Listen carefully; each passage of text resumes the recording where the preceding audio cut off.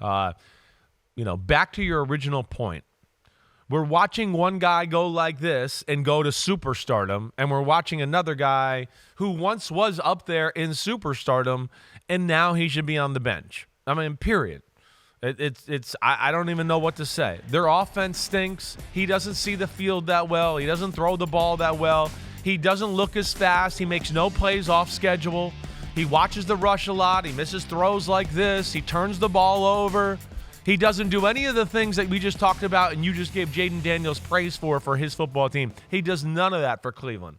And the ownership and the front office are going to double down because they made a mistake. So they're going to go, we want to make sure we screw everybody in Cleveland over because we made the mistake. And that's what it looks like right now in Cleveland. And look, here's the key. The Browns have a lot of issues right now. Yeah. Are those issues something that flows from the fact that the guys on the field have no faith overall because they're stuck with a quarterback who isn't who he used to be? And what do you do when a team has a lot of issues? How do you shake a team up? You change out the quarterback. If he did not have that contract that will pay him another $92 million fully guaranteed beyond this year, he would already be benched. This is one of the Sean Payton's sayings, and I'm sure he got it from Bill Parcells. When you make a mistake, and this is true in any walk of life, in anything that you do, folks, apply this to your own lives. When you've made a decision that is a mistake, the worst thing you can do is allow your pride, your ego, and your vanity to force you to double down on your mistake, to justify your mistake, because then you make it worse. And you're miserable along the way. That's what the Browns are facing now. Are they a functional football team that will say, you know what? I don't care that we owe him $92 million. We have to pay him. We don't have to play him. A fully guaranteed contract doesn't guarantee playing time. And yeah, it looks bad. And yeah, we're going to have a harder time putting a team out there because we're giving him so much money. But we can either put him out there and give him all that money or put somebody else out there who's going to be better and give him all that money. And that doesn't mean cut him because you still have to pay him. Jason Garrett's got it the right way. It's a two-way decision. It's not a one-way decision. You sit him down, you get a spark from somebody else, try to salvage this season. You still have Deshaun Watson, and maybe by next year he'll be better. Who knows? Who knows? And if it goes south, then so be it. But at a certain point, you got to make decisions. We hear this all the time. Best interest of the team. Is it in the best interest of the Cleveland Browns to have Deshaun Watson playing quarterback right now? No, it's in the best interest of those who would be said, man, what a dumb friggin' decision you made to give him $230 million fully guaranteed and give up all those draft picks. Right. Look how dumb you were. You're admitting it now. Good, you're admitting it. Well, you're making it worse by not admitting it because everybody already knows. Yeah. Everybody knows. Agreed. No, now it does. It looks stubborn. It looks, the politics of football look like they're getting involved, everything there. You feel bad. And to the average fan, that's the thing, folks. Right. I'm talking to you, what's his name, Paul DePodesta, Chief Strategy Officer of the Cleveland Browns. I'm telling you something. There's a small nucleus of people who know and understand why you're doing what you're doing. To the average fan, they think you guys have lost your minds. The average fan doesn't understand that they're politically tied to Deshaun Watson. Right. They just think they're sticking with this guy who's not any good anymore. Yeah, right. And yeah, I you said it right. Hey, it was an owner. It was a front office decision. They messed it up with Baker Mayfield, and I feel bad for Kevin Stefanski because I think his hands are tied in this situation. I don't think he has the power to even bench Deshaun Watson. You're right. Jason Garrett was saying, well, this is what the coach should do. Yeah, if the coach is allowed to do it. I don't think so. I tried to bring it up last night on Football Night America. I said, can he really do that? I don't know.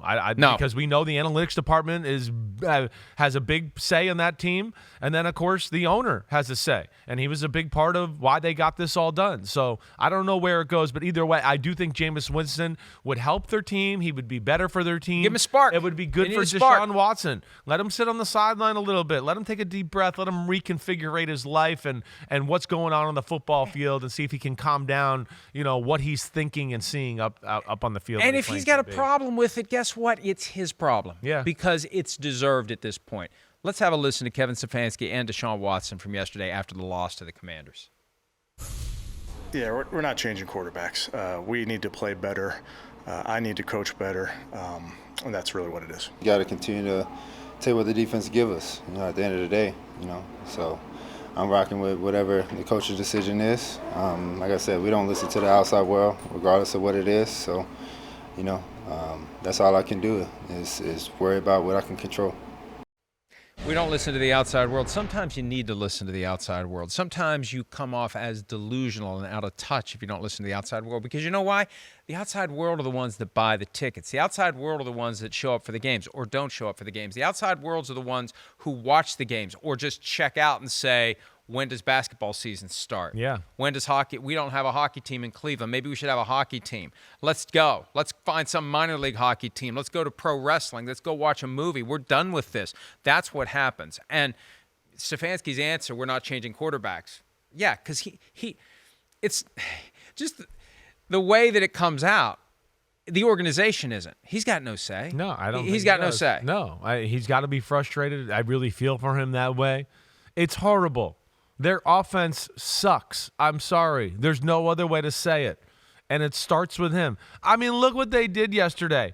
6-play, 10-yard drive, field goal. Whoop-dee-doo. Let's throw a parade. 6-play, 17-yard drive in the third quarter, field goal. After a turnover, they still couldn't. Jerry Jeudy, that was one of their bright moments of the day. Watson did throw a ball that should have been a touchdown, and Jerry Jeudy dropped it. I mean, they don't score a touchdown and put a drive together until the game is 34-6. And Washington has got backups in, and the emotions of the game are over. I mean, that says it all. The fact that you have to keep in your $45 million quarterback at that point to go, hey, let's get some confidence going and something positive in the game, that says it all. So they need to crazy. Trade every asset they can this year and stockpile draft picks, because if they're going to be hamstrung by the Deshaun Watson contract for 2025 and 2026, and they will be, they need cheap, young talent to balance that out. And that is the lifeblood of an NFL organization. The draft picks, the rookie wage scale, the controlled salaries. Yep. That's how you put a team around a veteran who's getting more money than he deserves, whether you're going to be stubborn and play him or whether you're going to put him on the bench and you still have to pay him. This is why anytime the issue of guaranteed contracts comes up, folks, if there was fully guaranteed contracts for everyone in the NFL, you would never see a 5-year contract. You wouldn't see a 3-year contract, maybe 3 for the superstars, because you need flexibility. And it's not fair. Think about this.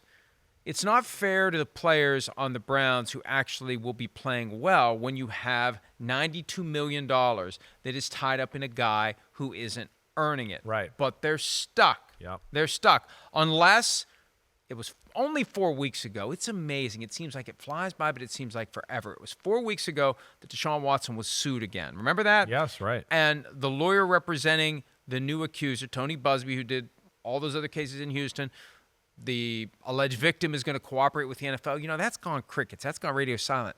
I wouldn't be surprised to find out that he settled that, because he's got $92 million riding on it. If he gets suspended for that, Right. and he hadn't disclosed that one in writing to the Browns, they could void the guarantees. And we've heard nothing about it in more than 3 weeks.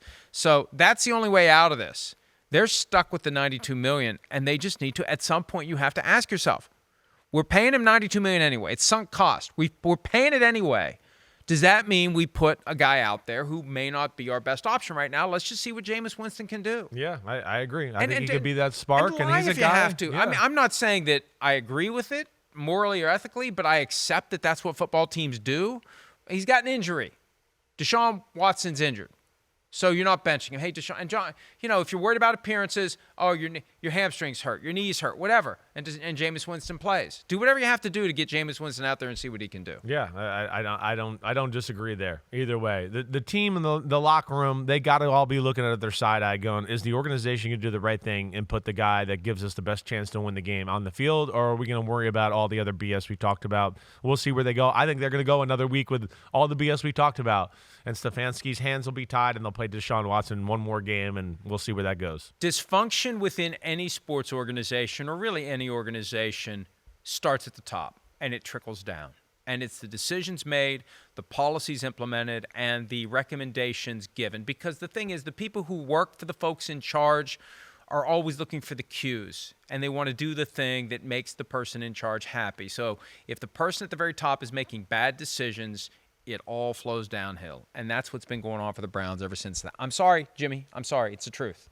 And think about how much better the Browns would be if they hadn't done that Watson deal. If they had kept the draft picks and kept the money with that team that we saw last year that you said had a Super Bowl gleam to them. Yeah. if they had those picks coming into their own this year and money that they could have spent on other free agents. So anyway, hi, it's Mike Florio. Thanks for watching PFT on YouTube. Hit subscribe for the latest news and analysis from Pro Football Talk.